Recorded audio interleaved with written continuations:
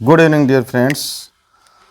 तो आज का जो अपना टॉपिक है नाउन, यानी बचपन से हमें रटाया जा रहा है कि संज्ञा क्या है, किसी व्यक्ति, वस्तु, स्थान, दिशा, नाम के भाव को ही संज्ञा कहते हैं। ये परिभाषा रटाई जा रही है, लेकिन इतना कुछ हमें याद रखने की ज़रूरत नहीं है। संज्ञा क्या है, जैसे मार्कर संज्ञा है, ये बोर्ड संज्ञा है, मोबाइल संज्ञा है, मैं संज्ञा हूँ, तुम संज्ञा हो, यानी सब कुछ ही संज्ञा है। जो भी नाम है वो नाउन है। यानी कुल मिला के लास्ट में सार क्या निकलता है कि जो भी नेमिंग वर्ड है, a naming word is a noun. यानी इंग्लिश क्या है, एक लिटरेचर है, साहित्य है, एक लैंग्वेज है, और लैंग्वेज में कम्युनिकेशन करने के लिए हमें हर चीज़ को कोई नाम देना पड़ता है। और जब हम किसी भी चीज़ को नाम दे देते हैं तो वो संज्ञा है। यानी कोई भी प्लेस हो सकता है, थिंग हो सकती है, फीलिंग्स हो सकती है, यानी जिसको हम देख सकते हैं, छू सकते हैं, यहाँ तक कि महसूस कर सकते हैं, वो सब क्या है, संज्ञा है।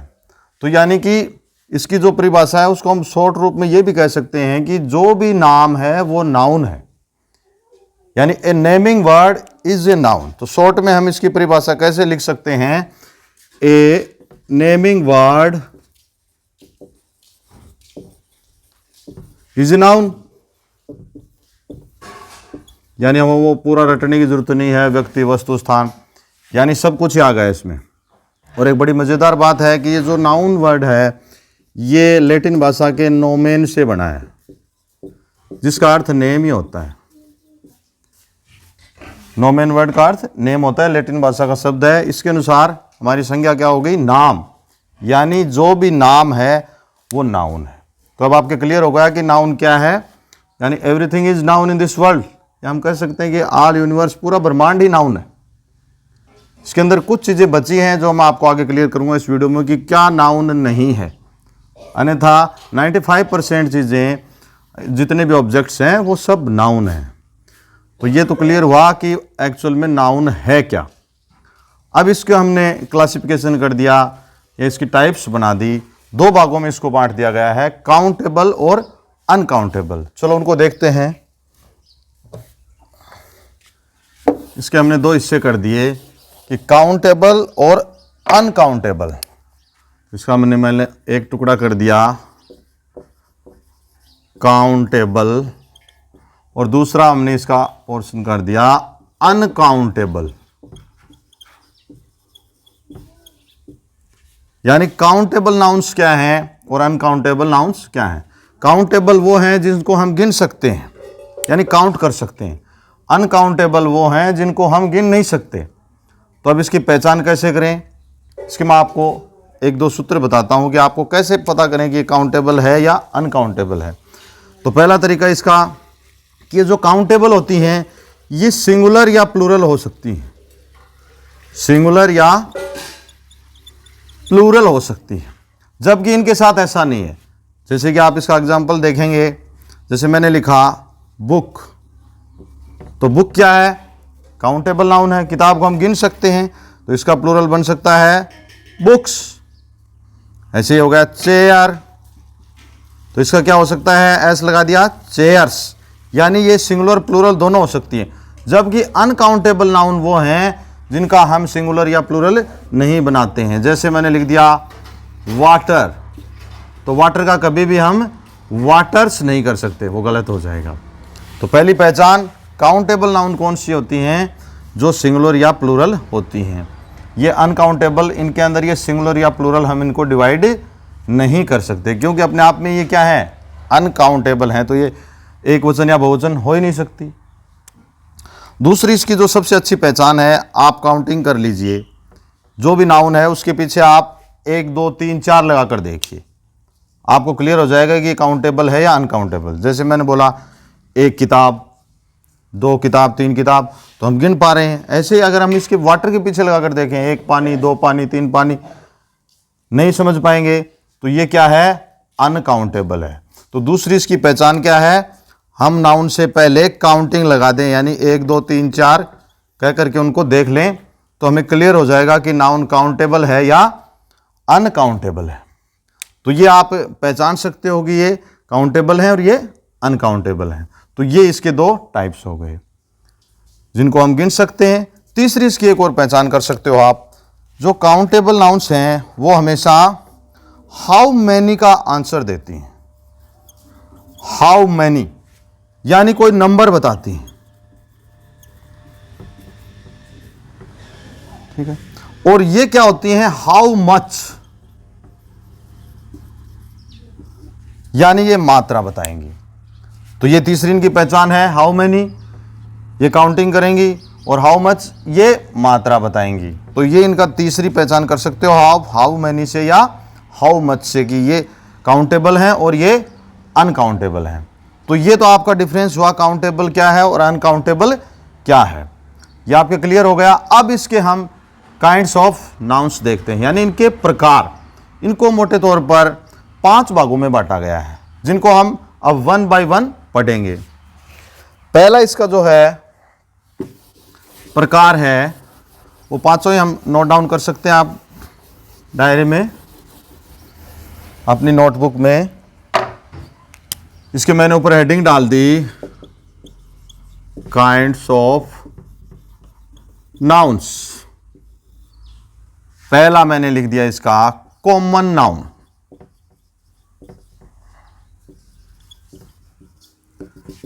कॉमन नाउन, सबसे पहले इसको देखना आपको। कॉमन नाउन क्या है, ये किसी पूरी क्लास को रिप्रेजेंट करती हैं। जैसे मैंने एक वर्ड लिखा बॉय, मैंने लिख दिया गर्ल, मैंने लिख दिया सिटी, ठीक है, मैंने लिख दिया टीचर। तो ये क्या है, जैसे हमने देखा बॉय लड़का, गर्ल लड़की, सिटी शहर, टीचर अध्यापक, यानी ये चीजें उसकी पूरी जाति का बोध करा रही हैं। अब बॉय लड़का का अर्थ हुआ कि जो पूरे लड़के हैं इस पृथ्वी के ऊपर वो पूरे इसके अंदर आ जाते हैं, लड़का वर्ड के अंदर। ऐसे ही इस दुनिया की सारी लड़कियां इस गर्ल वर्ड्स में आ जाती हैं। ऐसे ही सिटी, बहुत सारे शहर हैं, कोई भी हो सकता है। ऐसे ही टीचर, पता नहीं कितने सारे टीचर्स हैं, सभी हो सकते हैं। तो कॉमन नाउन क्या है, एक पूरी क्लास को रिप्रेजेंट करती है, न कि किसी पर्टिकुलर पर्सन थिंग, उसको वो रिप्रेजेंट नहीं करती है। तो ये इसके उदाहरण हैं जो पूरी क्लास को रिप्रेजेंट करेंगे। और स्पेशली जितनी भी पोस्ट हैं, जो पद हैं, वो किसके अंतर्गत आते हैं, कॉमन नाउन के अंतर्गत आएंगे वो, ठीक है। तो ये आपके क्लियर है कि कॉमन नाउन क्या है। Common noun is a specific class को रिप्रेजेंट करेंगी, वो होती है कॉमन नाउन, यानी इनको हम कह सकते हैं जातिवाचक संज्ञा। लेकिन आपको हिंदी में नहीं सीखना, इसको इंग्लिश ही बेहतर रहेगा। दूसरा है प्रॉपर नाउन, इसको हिंदी में फिर से कह देते हैं जातिवाचक संज्ञा। ये किसको रिप्रेजेंट करेंगी, ये किसी specific particular person place thing इनको रिप्रेजेंट करती हैं। जैसे बॉय तो क्या थी, अपनी कॉमन नाउन थी। अब इसी बॉय को मान लो मैं नाम दे दिया, जैसे मैंने कह दिया रजत। ऐसे ही मैंने इस गर्ल का नाम लिख दिया, मान लो सपना। मैंने लिख दिया मान लो जयपुर। और टीचर में मैंने मान लिख दिया के सर। तो ये क्या हो गए, अब इस लड़के को हमने नाम दे दिया रजत, लड़की को हमने नाम दे दिया सपना। ये शहर कोई भी शहर हो सकता था कॉमन नाउन के अंदर, लेकिन जब अब एक स्पेसिफिक सिटी हो गया जयपुर, ये नाम दे दिया। टीचर कोई भी हो सकता था, यहां पर मैंने लिख दिया के सर। यानी जब हम किसी कॉमन नाउन को कोई नाम दे देते हैं तो वो नाउन प्रॉपर नाउन बन जाती है। क्लियर है यहां तक। दूसरी इसकी विशेषता, इसका जो फर्स्ट लेटर होता है वो हमेशा कैपिटल होगा। कैपिटल लेटर से शुरू होती हैं जितनी भी प्रॉपर नाउन है, उनकी शुरुआत हमेशा कैपिटल लेटर से होती है। ये इसकी एक अलग पहचान है, जिसको आप देखते ही पहचान सकते हो कि इसमें प्रॉपर नाउन है या कॉमन नाउन है। तो बहुत इजी है, इस प्रकार समझना है। जब भी हम किसी कॉमन नाउन को कोई नाम दे दें, जैसे पंखा है, क्या है कॉमन नाउन। मैंने कह दिया ओरिएंट फैन, क्या हो गई प्रॉपर नाउन। मोबाइल है, क्या है कॉमन नाउन। मैंने उसको नाम दे दिया एप्पल का मोबाइल हो गया, सैमसंग हो गया, तो वो क्या हो गए? Proper noun. चलो आगे बढ़ते हैं, यहां तक आपके क्लियर हो गया होगा। तीसरी हमारी जो है इसकी कैटेगरी या इसका जो प्रकार है वो है कलेक्टिव नाउन। इसके नाम से आपको लग रहा है कलेक्ट से बना कलेक्टिव नाउन, यानी कलेक्ट का अर्थ क्या होता है? इकट्ठा करना। यानी इकट्ठा कब करेंगे? कोई समूह होगा, तो ये क्या है? समूहवाचक संज्ञा कहते हैं वैसे इसे हिंदी में। तो इसकी एक विशेषता क्या है? ये हमेशा दो या दो से अधिक होगी, यानी प्लूरल होगी, इसलिए इसको नाम भी क्या दे दिया गया है? Collective noun. अब इसके कुछ एग्जाम्पल देख सकते हो, जैसे मैंने लिख दिया people, crowd, team, A fleet of ships. Fleet of ships क्या होता है? जहाजों का बेड़ा। बंच ऑफ कीज, चाबियों का गुच्छा। ए फ्लॉक ऑफ बर्ड्स, ठीक है, पक्षियों का झुंड, ठीक है।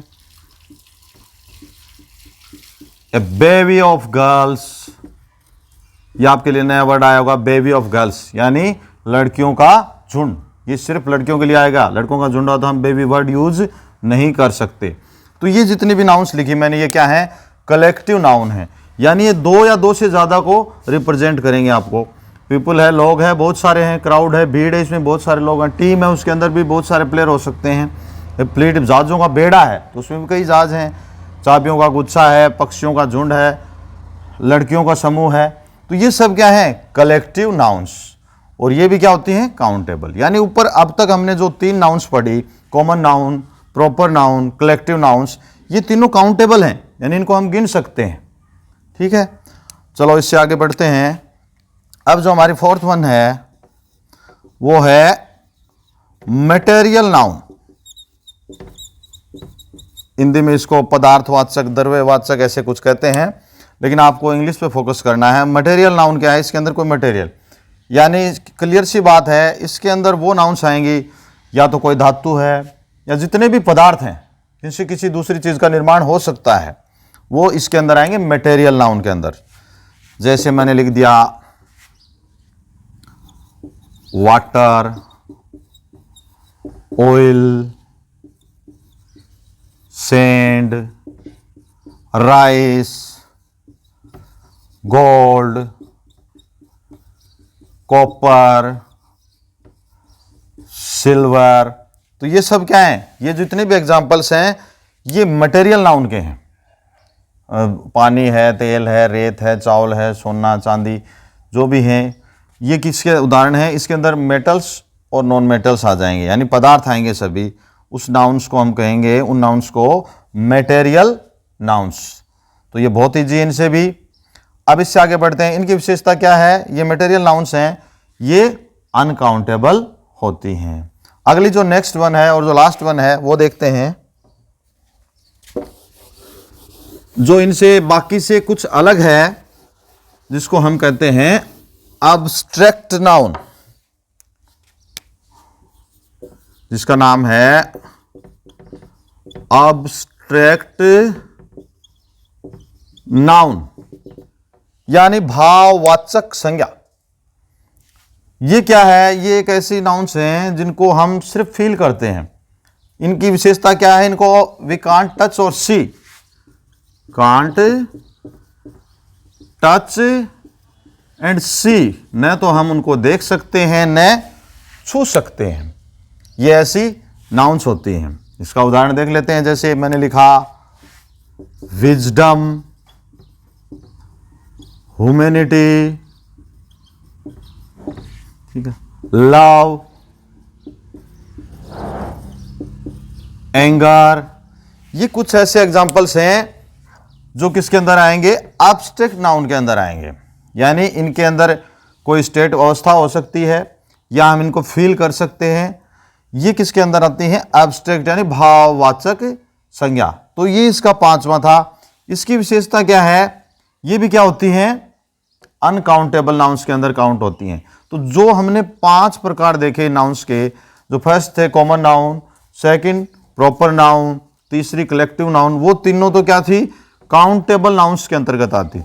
और जो हमारी 2 लास्ट की हैं, जो मटेरियल नाउन है और एब्स्ट्रैक्ट नाउन है, ये दोनों कैसी होती हैं, अनकाउंटेबल नाउन्स होती हैं।